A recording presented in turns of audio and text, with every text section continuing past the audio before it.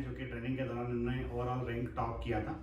राजश्री से हम एसएसबी के बारे में कुछ क्वेश्चंस पूछेंगे। सबसे पहले राजश्री बेटा, आपको बहुत बहुत शुभकामनाएं। एसएसबी का डर आपके अंदर से निकालना है, ये मैं चाहता हूं कि आपके अंदर से एसएसबी का डर निकल जाए और आप उस इंसान को ढूंढना बंद कर दें जो आपको एसएसबी निकलवा दे। मेरा दावा है आपसे कि ये इंटरव्यू सुनने के बाद में आप एसएसबी निकलवाने वाला व्यक्ति ढूंढने के बजाय खुद एसएसबी निकालने में अपने आप को सक्षम महसूस करेंगे। राजश्री बताइए बेटा, पहले तो एक ओवरऑल आप बताइए कि एसएसबी के दौरान बच्चे का मेंटल मेकअप कैसा होना चाहिए।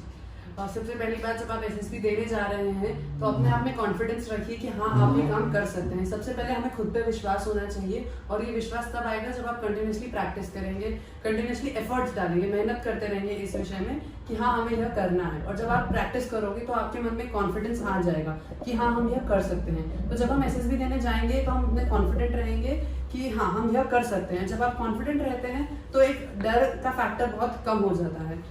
तो एक ये चीज रहती है। आपके 3 मूल मंत्र हैं, हाँ आप हमारे बच्चों को बता दीजिए। बिल्कुल, मैं 3 चीजें हमेशा कहती हूँ कि जब आप एसएसबी देने जा रहे हैं तो 3 C's होते हैं, कॉन्फिडेंस, कम्युनिकेशन और कॉन्शियसनेस। जब तक आप कम्युनिकेट नहीं करेंगे कि आप क्या हैं, आप एक्सप्रेस नहीं करेंगे कि आपके थॉट्स क्या हैं, तो सामने वाले को कैसे पता चलेगा कि आप कितने केपेबल हैं। तो पहली चीज कम्युनिकेट करना है। दूसरी चीज कॉन्शियसली कम्युनिकेट करना है, आप क्या बोल रहे हैं, क्योंकि ये इंसान के दिमाग में बहुत सारे विचार आते हैं, पर अंत में कौन से विचार मैटर करते हैं और क्या आप बोलना चाहते हैं, आपकी क्या कैपेबिलिटी है। तो आप कॉन्शियसली कम्युनिकेट करेंगे, और अगर आप कॉन्शियसली कम्युनिकेट कर रहे हैं मतलब आप सही चीज बोल रहे हैं, तो फिर कॉन्फिडेंटली बोलिए ताकि सामने वाले को पता चले कि आपको खुद पे विश्वास है। तो कॉन्फिडेंस, कम्युनिकेशन एंड कॉन्शियसनेस, ये 3 चीजें हमेशा याद रखिए। ये सी क्यूब इन्होंने एक फार्मूला आपके लिए दे दिया है कि अगर आप सी क्यूब को फॉलो करते हैं तो आपका एसएसबी आपके लिए बहुत आसान हो सकता है। सिर्फ स्टोरी राइटिंग ही सब कुछ है? नहीं, बिल्कुल नहीं। हमें एक ओवरऑल डेवलपमेंट देखना रहता है। क्यों? क्योंकि हर एक चीज का अपना एक वेटेज होता है। वहां जब मार्किंग होती है तो हर चीज का वेटेज होता है। स्टोरी राइटिंग की प्रैक्टिस करना जरूरी है, पर अपना पूरा कंसंट्रेशन उस पर डालना that is not very necessary. सभी चीज को इक्वल टाइम दीजिए। ओआईआर का कितना रोल है, किस तरह से प्रिपरेशन करें? हाँ जी, ओआईआर का रोज अगर आप क्वेश्चन सॉल्व कर रहे हैं, कुछ एक निर्धारित, जो आपके समय के अनुसार एक निर्धारित समय दे दीजिए कि हाँ रोज हमें इतने 50-100 जितने आपकी कैपेबिलिटी हो, जितना आप कॉन्सेंट्रेट कर सकें वो आप रोज प्रैक्टिस कीजिए। और जब आप ये रोज करते रहेंगे तो आपका माइंड उस दिशा में सोचने लग जाएगा, उस विषय उस प्रकार से वो डेवलप हो जाएगा। तो अगर आप रोज प्रैक्टिस करेंगे ओआईआर की कुछ एक निर्धारित प्रश्न तो हो सकते हैं। करंट अफेयर्स का कितना रोल रहता है एसएसबी के दौरान? हाँ, करंट अफेयर्स तब काम आते हैं जब एक तो आप स्टोरी वगैरह लिख रहे हैं, तो उसमें जब आपको नए नए आइडियाज चाहिए तो वहां पे काम आता है। और जब आपका इंटरव्यू चल रहा होता है तो करंट अफेयर से अपडेटेड रहना बहुत ज्यादा जरूरी है। राजश्री बेटा, आपने बहुत अच्छी बात की, नए नए आइडियाज आते हैं। देखिए, इंसान के पास आइडियाज तो वही आते हैं जो उसके लाइफ टाइम में उसने देखा है, सुना है, पढ़ा है। आपने और ज्यादा आइडियाज इकट्ठे करने के लिए क्या कोशिश की? कोशिश हमारी ये रहती है कि हम नई किताबें पढ़ते रहें, उनसे हमें नए नए आइडियाज आते हैं। क्योंकि मैं ये नहीं कहूंगी कि मूवीज या उन सब में जाएं, क्यों? क्योंकि उससे हमारा माइंड थोड़ा डाइवर्ट हो सकता है, डिस्ट्रैक्ट हो सकते हैं हम। पर हाँ, रिक्रिएशन के लिए आप उन चीजों के लिए भी जा सकते हैं, आधे घंटे के लिए, पौन घंटे के लिए, जितना आपको लगता है कि आपका माइंड रिफ्रेश हो जाए।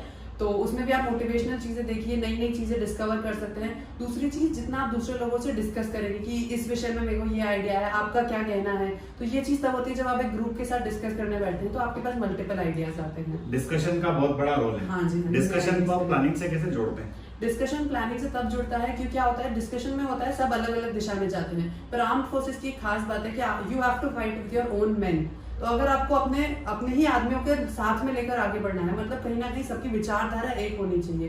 तो डिस्कशन से प्लानिंग तक जाने के लिए हमें जो भी कॉन्फ्लिक्ट्स आ रही होती है उन्हें रिजॉल्व करना रहता है।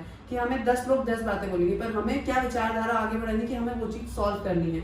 तो कॉन्फ्लिक्ट रिजॉल्व करना है, सबको एक मत पर लाना रहता है, सबको एक साथ लेकर के आना, डिस्कशन कीजिए, प्लानिंग कीजिए। यही फंडा आपका पीपीडीटी में भी कहीं ना कहीं इम्प्लीमेंट होता है। बिल्कुल। राजश्री, आपकी इंग्लिश बहुत अच्छी है और आपका हिंदी पर भी उतना ही अच्छा कमांड है। आप इतने अच्छे वर्ड्स यूज करते हैं हिंदी के भी कि कई बार सुनने वाले को लगता है कि कहाँ से इन्होंने इतना अच्छा हिंदी सीखा है। बड़ी प्रॉब्लम है सेंट्रल इंडिया के स्टूडेंट्स के साथ में कि कहीं ना कहीं हमारा जो खुद का बैकग्राउंड है, हमारे घर का माहौल जो होता है, भले हम पब्लिक स्कूल्स में, कॉन्वेंट्स में पढ़ रहे हैं, इंग्लिश मीडियम वो हो भी सकते हैं, पर चूंकि हम स्कूल में तो सिर्फ 5-6 घंटे रहते हैं, बाकी पूरा टाइम हमारा अपने लोगों के साथ में बीतता है और हिंदी मीडियम के होते हैं। उसके लिए आप क्या कहना चाहेंगे? मीडियम का कितना बंधन है, कितना बार है? मैंने यही कहा कि कम्युनिकेशन करना जरूरी है, किस भाषा में कर रहे हैं वो जरूरी नहीं है, आपके क्या विचार हैं वो मैटर करता है, क्या शब्द हैं वो मैटर करता है, शब्दों का माध्यम क्या है वो इतना मैटर नहीं करता है। तो मैं अगर मेरा केस बताऊं तो मेरे मदर फादर को अभी भी इंग्लिश बोलना नहीं आती है, और मेरे घर में मैं और मेरा छोटा भाई है जो इंग्लिश बोल सकते हैं। तो अगर आपको आपकी इंग्लिश और हिंदी जो भी आपको भाषा डेवलप करनी होती है, तो एक बच्चा भाषा कैसे सीखता है? सुन सुनकर। तो मैं ये सजेस्ट करूंगी कि आप इंग्लिश में मोटिवेशनल वीडियोस वगैरह देखें, जिससे आपकी वोकैबुलरी भी अच्छी होगी और आप मोटिवेटेड भी रहेंगे कि हाँ हमें यह काम करना है।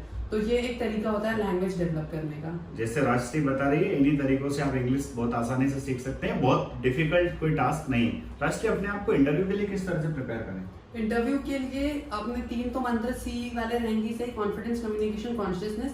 इसके साथ साथ करंट अफेयर्स को भी आप जोड़ लीजिए। 4th सी ये रहेगा कि जब आपको करंट अफेयर्स के बारे में इन्फॉर्मेशन रहती है तो आपको पता रहता है कि आप जो बोलने वाले हैं वो सही है और उसके पीछे लॉजिक है और फैक्ट्स हैं।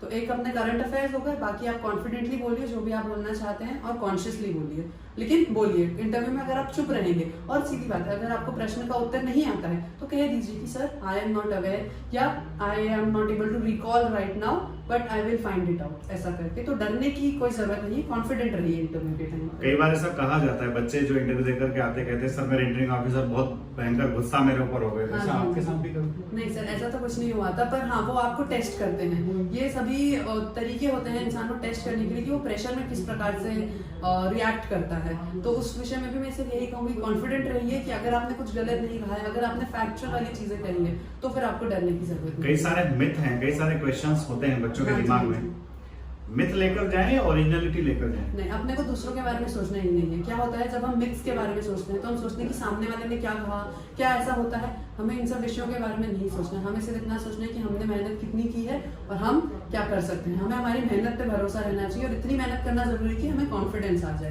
तो ये 2 चीजें हैं कि मेहनत और कॉन्फिडेंस। कॉन्फ्रेंस के दौरान जब आपका नाम लिया गया और कहा गया कि आप रिकमेंड हैं, आपको कैसा फील हुआ? क्या एक्सप्रेशंस थे आपके उस समय? तो मुझे आज भी याद है कि मेरा चेस्ट नंबर 19 था और मेरे से पहले एक चेस्ट नंबर बोला गया, उन्होंने खड़े होकर उनका नाम बोला था और फिर उन्होंने दूसरा चेस्ट नंबर कहा था 1919। तो एक मोमेंट के लिए तो मुझे ऐसा लगा कि मेरा ही बोला कि नहीं मेरा ही चेस्ट नंबर, आप से लिटरली वहां पे ऐसा डाउट हो गया था मेरा ही नाम, मेरा चल ठीक है। फिर मैं खड़ी हुई थी और आज मुझे आज भी याद है उस कमरे से बाहर आने के बाद मेरी आंखों में आंसू थे। तो वो एक मोमेंट जो होता है आपको लगता है कि बस यही चाहिए था और मिल चुका है। देखिए, सफलता के आंसू और मेहनत की चमक चेहरे पर हमेशा रहती है। आप मेहनत कीजिए, जरूर आपको सफलता मिलेगी। राष्ट्रीय से मेरे एक सवाल और 1 या 2 सवाल और पूछूंगा। राष्ट्रीय बेटा, प्रिपरेशन के दौरान ही बच्चों को लगने लगता है कि